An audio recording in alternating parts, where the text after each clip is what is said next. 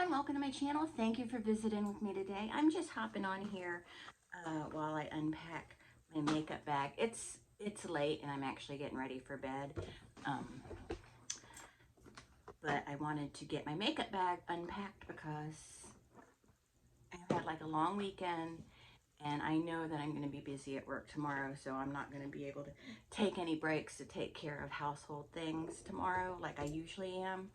I don't abuse the fact that I work from home to do my housework. I don't do that, but I mean, I do like get a couple breaks throughout the day and stuff where I can, or if I'm waiting for something to happen, or if I'm on hold for a long time, I can do stuff around the house. I'm not going to be able to do that tomorrow because I'm going to have a steady flow of things to do. So I want to get everything unpacked and done tonight. Not that we packed a lot for a weekend, but still, you know, chores add up and you got to take that into consideration in the adulting industry. So, and while I'm doing this, I wanted to discuss Sons of Anarchy. I'm rewatching it, and I just started season 5, and I just saw the episode where Opie is. And I didn't watch that scene. I skipped it because I already know it, and I don't need to see it again. I don't need to see it again. But I was just looking at that show, like, there are so many tragic characters. Like, it's a modern show, but it's sort of like the story being told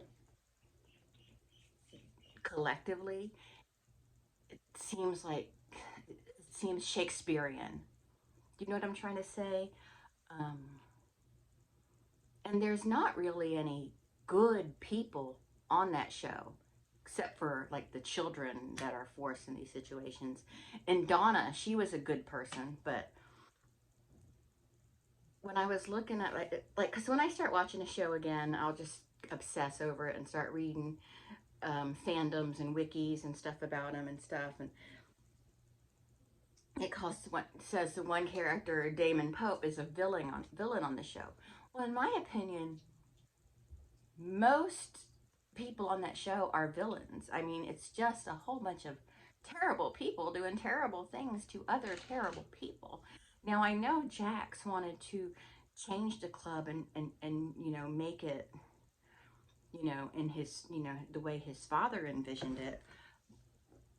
But it was never, and maybe I just finished watching it and maybe it'll be clearer to me, but before when I watched it, it was never clear to me what that vision was. Like, what do you want it to be? Do you want it to just be a motorcycle club where you do charity work and, you know,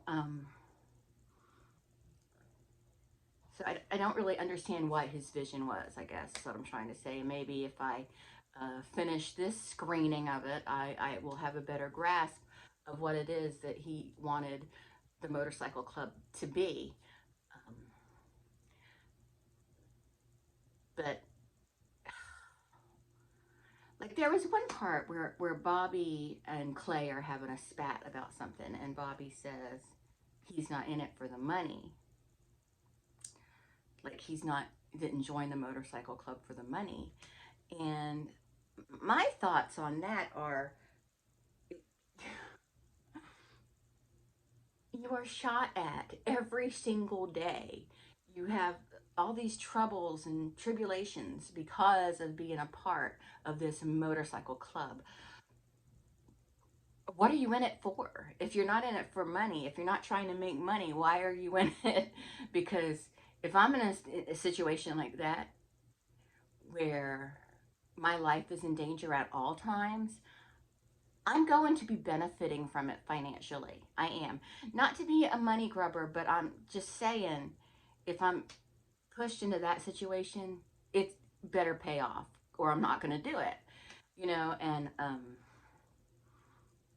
I just don't understand. You go around and you unalive people and you do these terrible things, and people do terrible things to you, but you're not in it for the money. Why are you there? Why? Why do this? Why live this ridiculous life? And then the tragedy, just the tragic characters. There's so many tragic characters. Jax is a tragic character. I don't feel like he needed to be. I think, well, I guess every show is about choices people make, but I just don't think he needed to be as tragic of a character as he was. Unser, Unser is a tragic character. Um, Juice was is heartbreaking. Now I haven't gotten to the end this time, but I've already watched the whole series, so I know what happens with Juice, and that's just. I feel like he's gone through turmoil. I feel like even though right now is kind of a level time for Juice, I still feel like that character, if he was a real person, would be in turmoil still right now. And Opie, in my opinion, is the most tragic character on the show. He lost his will to go on a long time ago, maybe even before Donna was unalived. He just was going through the motions of life and just not. He couldn't get ahead, he couldn't get anywhere. And it wasn't just that he couldn't get ahead financially, he just couldn't get ahead in any way. It was just like everything he did, he felt was just a screw up, you know? He went to prison for the club. When he got out of the prison, he needed the club. And uh, and Donna, his wife at the time, if you don't know, didn't really want him to be part of the club, but it was the only way for him to survive. But according to what Bobby said, they don't even make any money at it. But they did well enough. They did well enough, I guess. And hey, Tina. Hey, Tina, girl. Tina missed me, and she's so happy I'm home now. She's laying right here. Um, but yeah, Opie is just, to me, first of all, he's my favorite character on the show. I think he's a lot of people's favorite character because I think people can really relate to that hopeless feeling. They can't relate to being necessarily into a motorcycle club that's actually a violent motorcycle gang. I don't think people can relate to that necessarily, but they can relate to. And Ryan Hurst is such a great actor that the pain in his eyes, it's like, is he really depressed? He's such a brilliant actor that he um, just just I think if any other actor played that role, I don't think it would have been sold as good as Ryan Hurst's Opie. And but I think one of the reasons Opie is a favorite character for a lot of people is, yeah, Jax was a father. There are a lot of fathers out there. There are a lot of parents out there that watch this show. Um, sure, Tara is a girlfriend, having, to struggle between her career and her, family that she's building for herself. And sure, Piney, there are grandfathers out there who watch the show and all that. But I think that most people can relate to Opie, male and female fathers, mothers, daughters, sons. I think that everybody can relate to Opie because, in my opinion, he represented not only financial struggles, but he represented what most of us struggle with is, you know, mental health. And I don't feel like Kurt Sutter was going in that direction with Opie. I think it was like an accident that Opie became kind of like, in my opinion, like the poster child on that show for um, mental wellness, because he was in turmoil. He was obviously depressed. He was struggling, and we all struggle. And again, I think that's why he was a favorite character, because everybody can relate to the struggling, having two kids and not being able to pay the bills, or having to choose between this bill or that bill, or your wife going to the store and not being able to pay for all the groceries, or, it's just common everyday problems that your normal person has, he was facing. And on top of that, uh, then having to deal with her being unalived, um, and her, and the struggles he went through with that, and, finding Lila, and he never really, really loved Lila like he loved Donna, and there was never going to be a replacement for Donna. And anyway, I think most people have felt that kind of hopelessness that um, Opie had, even when he was first released from prison, like in the first episode. I think there was some hopelessness there, but he still had Donna. But then when he lost Donna, it was like she was the glue holding the family together, and he loved her, and that was sweet. But anyway, I'm getting all sappy and everything. But anyway, I'm just saying. I'm just like, I know this is a stream of consciousness, Sons of Anarchy, Sins of Stream of Consciousness. But, and then Gemma, who I love, Katie Segal. I'm not sure if I'm saying her name right. It might be Segal. I'm probably saying it wrong. But I love her as an actress. Ow!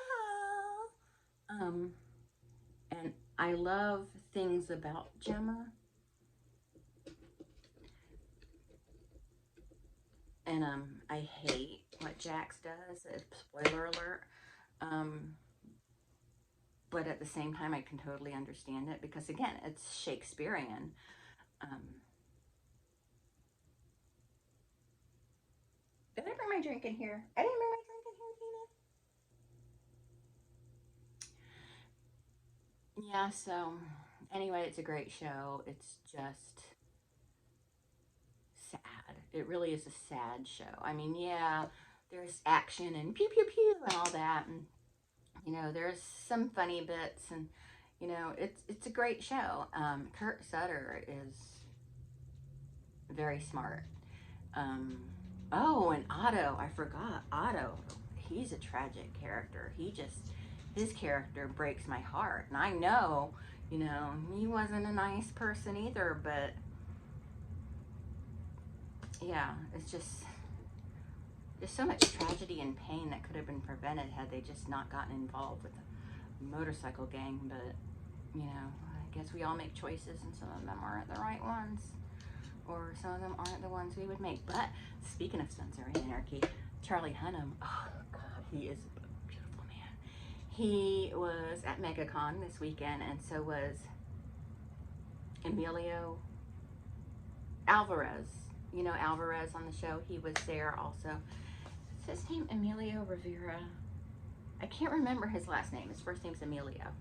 But they were both at a MegaCon, and I've seen a lot of people's pictures. People have been posting their pictures from MegaCon, and I've seen a lot of people's pictures with Charlie Hunnam, and he is just smiling as big as day, like he's loving every second of it. And also, Cobra Kai was there, like Cobra Kai. Well, Ralph Macchio, William Zabka, Martin Coe, Zolo, Maradona, I think I'm saying it right. And I can't remember his name, but Hawk from the show. I can't remember his, Jacob.